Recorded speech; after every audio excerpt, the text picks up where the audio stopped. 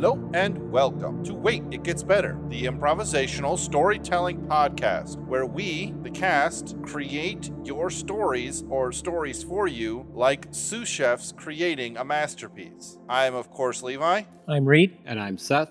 And we are here to tell you a story.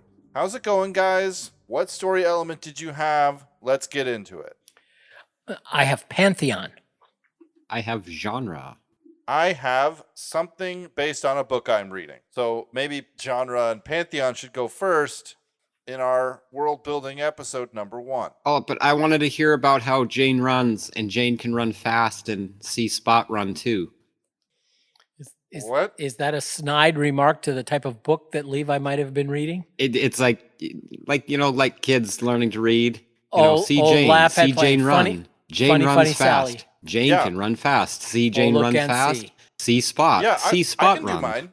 I can do mine. That's fine. You guys want to hear my something based on a book I'm reading? Sure. So I'm currently reading 3 books. One is Rock and Sand by Father Josiah Trenum, which is an Orthodox Christian book written by an Orthodox priest. That's not what this is from. I'm also currently in the middle of Macbeth by Shakespeare, but that's not what this is from. The other book I'm reading, I'm trying to remember the name.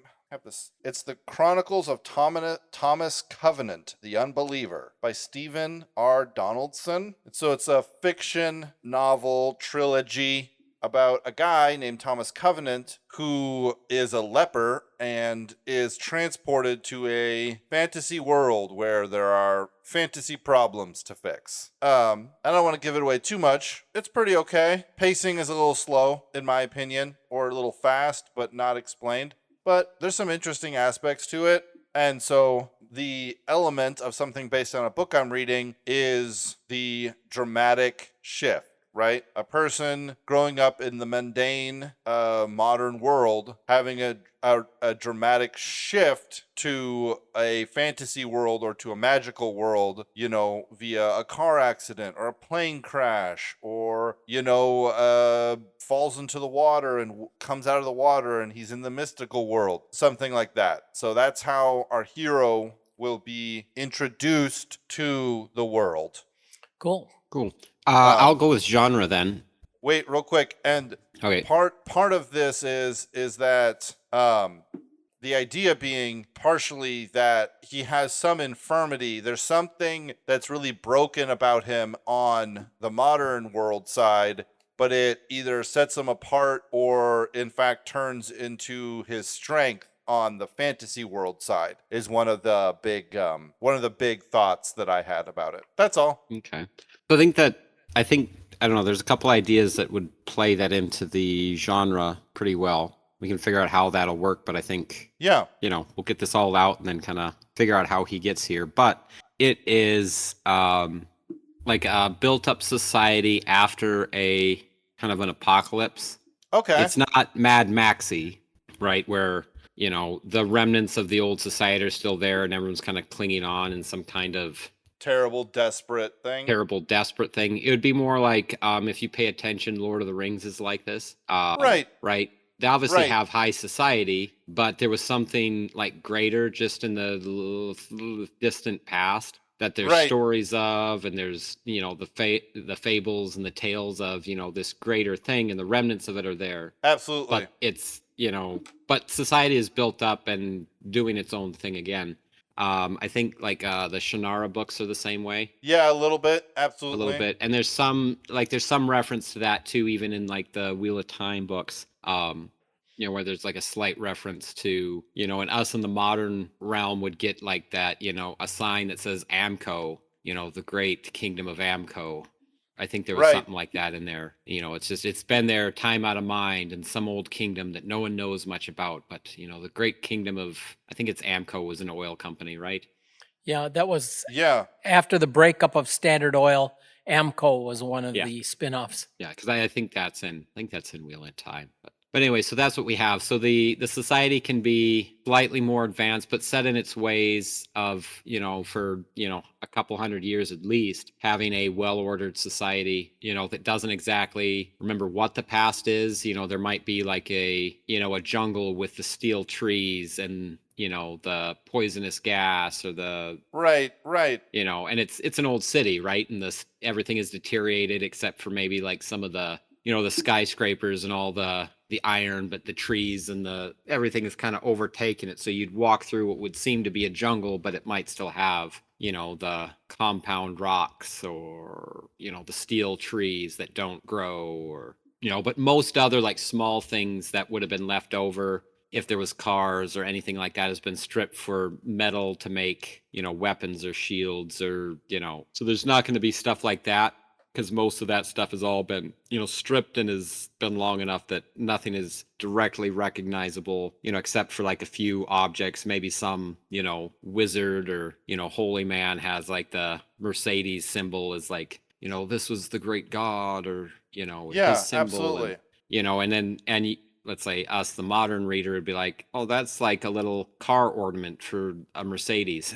Yeah, no, for sure. But so yeah, that's kind of what the genre of it. Yeah, so maybe it's not transported to a different world, but maybe it's just transported into the future then. Yeah, I was thinking when you were saying that, I was like, oh, that'd be perfect if, let's say, some explorer opens up like some chronogenic capsule that he's been in, like, people do where, this thing that ails you, it's not like going to kill you, but maybe someone will have a cure in the future, and so they go into right. They get cryogenically frozen in the hopes that in hundreds of years they'll be able to be cured. Mm-hmm. Cool. So it could be something like that, or maybe, I don't know. I think that would make sense, but we'll see what Reed has with the Pantheon, and then we can figure out how far.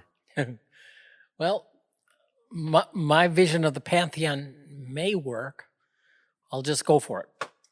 Okay, when I was, as we independently imagine our story elements, sometimes fitting together can be a challenge. Right. But the view of the people in the story that I envisioned would have scoffed at the idea of someone describing the Pantheon.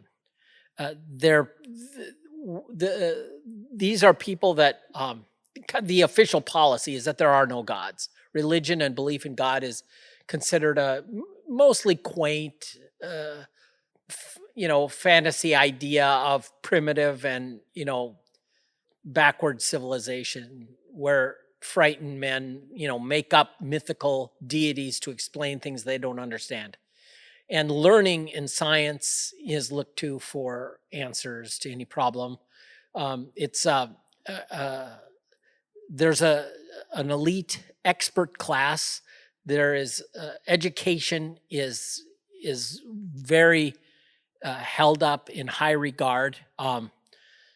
The teaching of law, the judiciary is based on policies or ideas of judicial positivism that mankind is evolving into a wiser and better creature, and that the law builds on itself.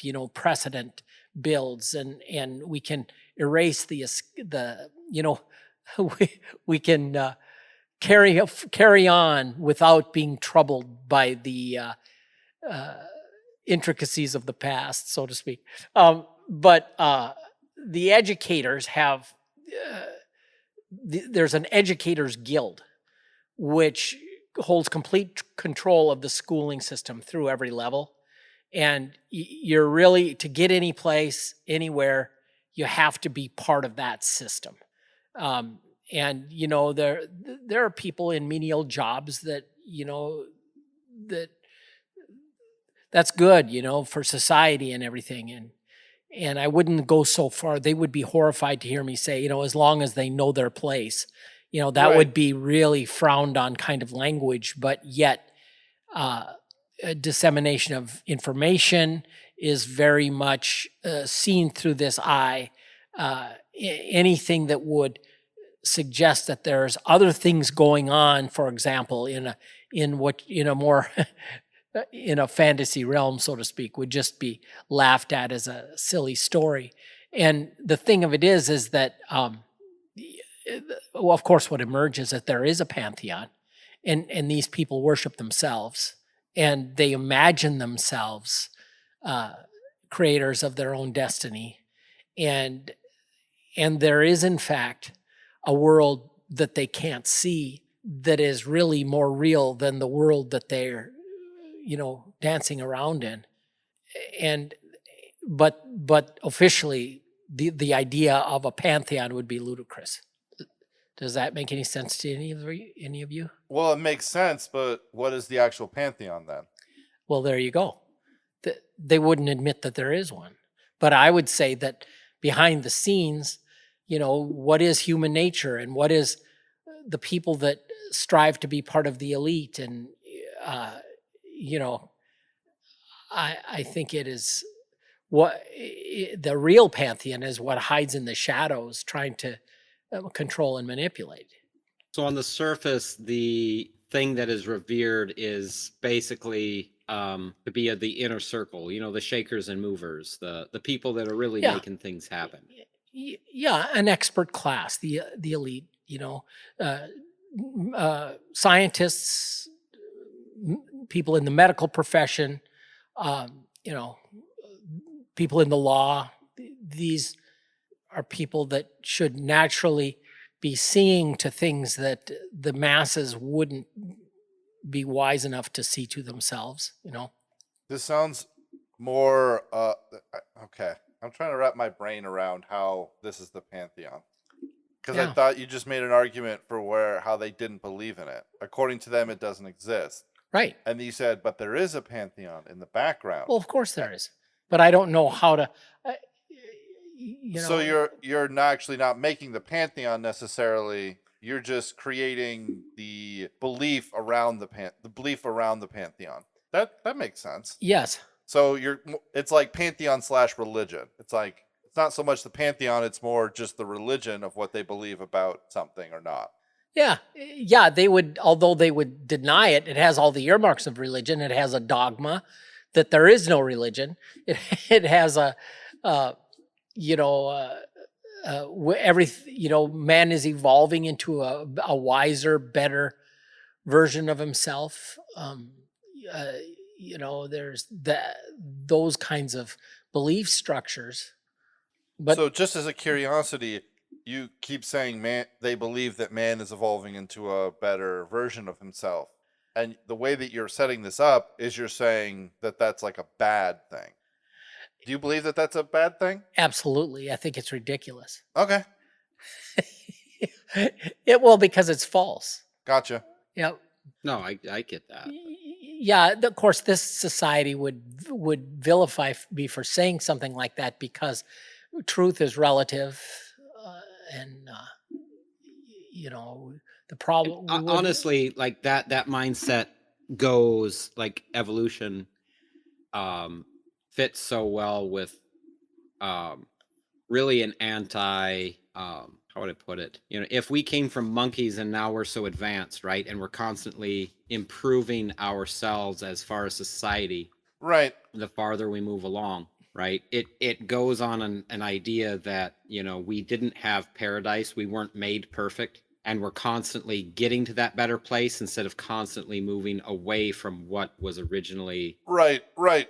If that makes sense. Yeah, I was just trying to understand the worldview that he was putting out. So I was talking to somebody yesterday about the Amazon loam. You know about this, like the soil composition of the Amazon. And I'm thinking that this or something like this has been really pervasive after the collapse. So large portions of the world are sort of consumed, and maybe they did it on purpose in order to like deal with, it could be like nuclear fallout. It's like this rainforest will grow over this city where there's nuclear fallout, and it will trap carbon and particles down so that the radiation won't continue to go into the atmosphere. So they kind of seeded this loam around the world and did a lot of work to basically convert almost the whole world into a rainforest as much as they could. And this is a thing that they're dealing with now. And this is one of the reasons why, like, whole cities are lost, and you might kind of stumble across, you know, a road that's really well preserved or something, but you can't just see them right away. You know what I mean? Right. That's the thing I was thinking about as you guys were talking about this. What technology sort of level are you guys thinking that they are at? Because part of me is thinking that they're kind of back up, you know, more primitive levels of society tend to not gravitate towards the enlightened view that you are proposing here, Reed. Right. So, you know, it's like when you know, you really don't get rid of religion or the idea of a pantheon until you can quote unquote make it on your own. Right.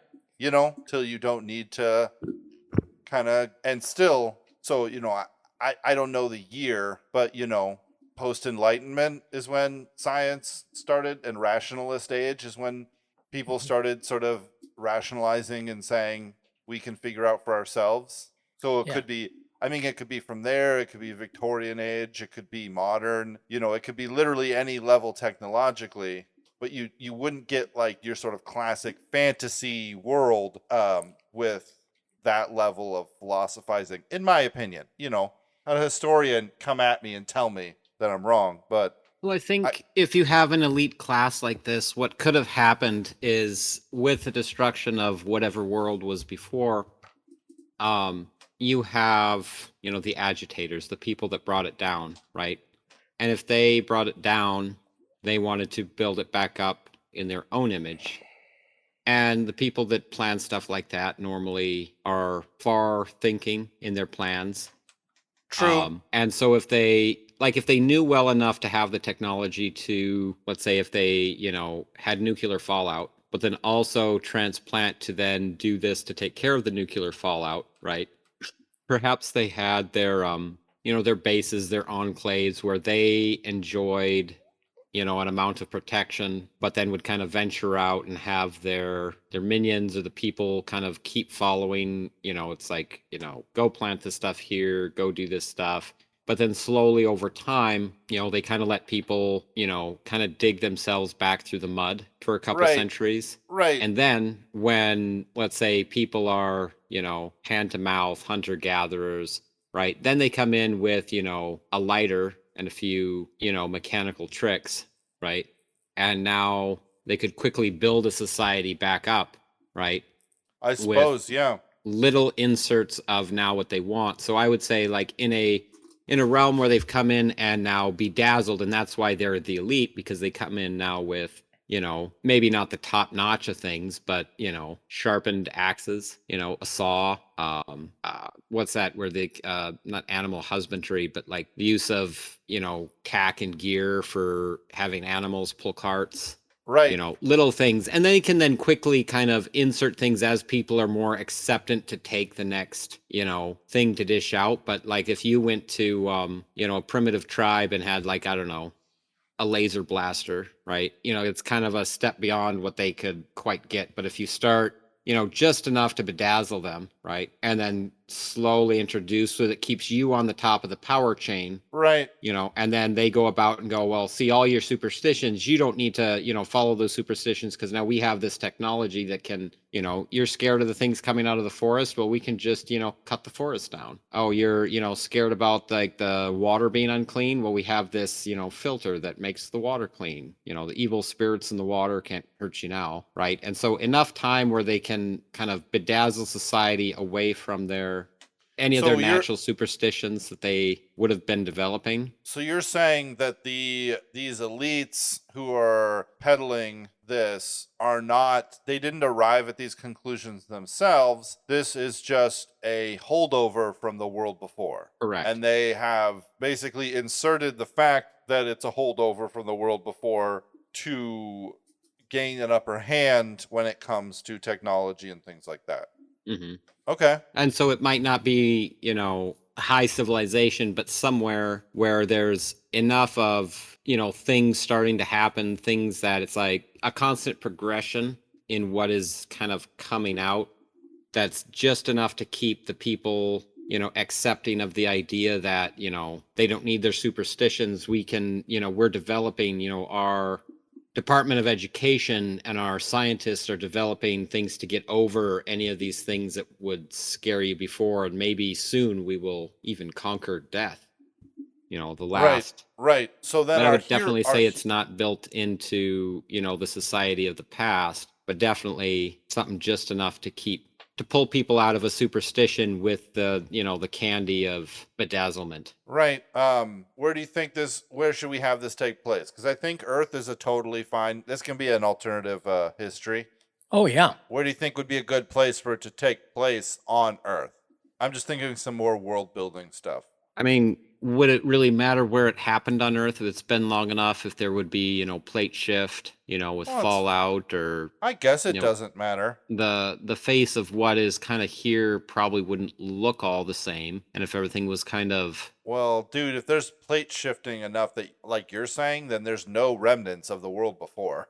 If there's enough plate shifting that the landscape looks different, then buildings are gone. True. So that's why I was thinking not plate shifting level of movement, just kind of like 200 years of overgrowth plus the seeding of the rainforests in order to increase the dampening on the radiation, or maybe to deal with it somehow. Maybe they develop something that they could lock the radiation into the wood of the trees and it would like process it, and clean it up. Do you have any place in mind then, or? Well, I was thinking Minneapolis. We're from Minnesota, so I was thinking Minneapolis, St. Paul. It's right on the Mississippi. It's 2 hours away from 2 hours away from Lake Superior, and so that's kind of a cool. That's like a international port. Duluth probably wouldn't get nuked if the world was going to war, so it would make sense that Duluth would be kind of like an epicenter of something, and then Minneapolis might get nuked, and so people come down to Minneapolis sometimes to explore the giant rainforest that's there now. That's kind of what I was thinking. Yeah, that makes sense. Cool. What do you guys have close enough to the Great Lakes and the Great River? Yeah, for and something to be going on. Yeah, and you can you can go from Lake Superior and you can make it to the ocean, so the Atlantic. So, and down the Mississippi. It's an international port, so. Yeah. But any other story building stuff you guys want to add before we call this one a wrap? I'm thinking that the hero, this character, has some skill. So it's not like he was blind before and now he can see through walls. It's not like that. There's some skill that has been kind of not taught, forgotten, or rejected, and he possesses it, and it's kind of what sets him apart. At first my brain was thinking he was something like a chemist, but it doesn't make sense that there wouldn't be chemists still, especially if the elites are sort of if they're the generations of the elites from the past, then it makes sense that there'd still be chemists. But I'm trying to think of something that he is that they wouldn't view as a necessary thing, but would still be kind of crazy enough that he could set himself apart as kind of a hero-esque type of thing. Do you guys have any interesting ideas? I was thinking of like maybe would there be something in the means of like mass communication, like. If there's been a breakdown, one of the things that would probably go is like, well, the power grid, for example. Right. Where are we at with that? Is this, are these local fixes? Are we on, electrified society, right? Or are we not? That's so something like a ham radio operator? Yeah, somebody who's made some kind of reconciliation with the past. And, one of the things that's happening is, nobody had to reinvent the wheel. There were plenty of examples of that around, but Right. there were stuff that had been lost, but there's kind of a rediscovery, a whole industry around, what would be called inventions in our world would be called rediscoveries, kind of. Reinventions. Yeah. Yeah. He could be sort of like an electrical engineer slash, or maybe not engineer, maybe just like a hobbyist slash, does ham radio. So I was thinking maybe not something so sophisticated, but I don't know, because if they do stuff like this, but my mind was going to like, I don't know, like maybe like a 5th or 6th grade science teacher, right? So I think at about those levels where they do here with a bit of copper wire and like more intrigue science stuff, where it's like dabbling at like, setting up your own little radio receiver, because I think you can do it with like tin foil and like a magnet and some copper wire, right? And you can kind of make like a small telegraph line. It's like little things like that you'd have to know like a lot of little like physical science or physics, to make. I've got several books, but I think that's like in the age range that they're designed for, is to kind of like be interesting to, not quite teenagers or, like middle school kids, to start being like, wow, we can make an electrical circuit, and like, like the little, like the physical project science. And perhaps he took it more like a hobbyist, where then he actually did more other things, but then, let's say function in that practical. So it wasn't like, teaching science in college, where it was like, I'm only teaching, the mathematical equations of chemistry. Right. But it also wasn't where he was like, I'm an electrician. Yeah, because I kind of take it that, electricians or people that do some stuff like that, they're taught how to fix the problem, right? Yeah, sure, I come in and like wire the house and, set up a light switch relay or something like that, but like it becomes monotonous, right? If you're fixing something on the power grid, it's just a matter of, well, this line is down, you wrap up the old one and kind of hook up the new one so that it goes again. But something like this, where then, you're doing the more practical things, where I think that would be more doable. Yeah, I like that. I like, what did you say, 5th grade?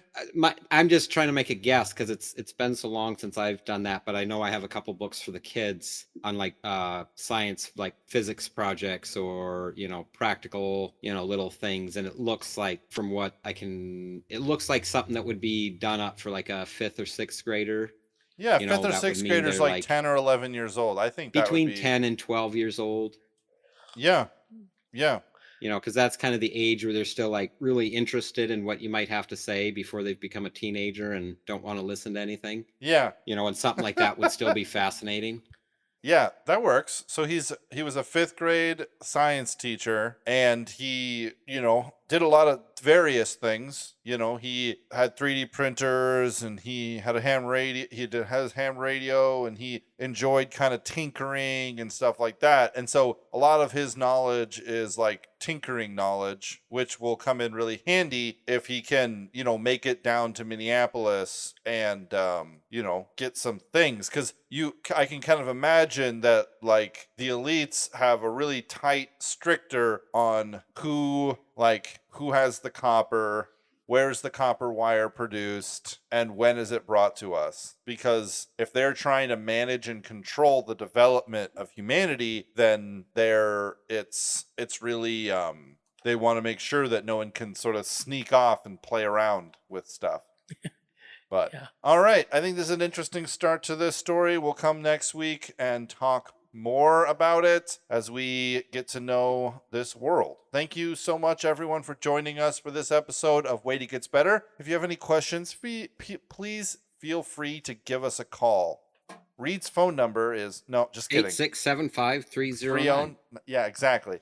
No, our email address is waititgetsbettercast@gmail.com, or you can send us a message on Twitter at @getsbettercast. We'd happy to hear your ideas and suggestions, hear what you think is cool, hear what you don't like. And until next time, have a great night, everybody. Bye. Cut.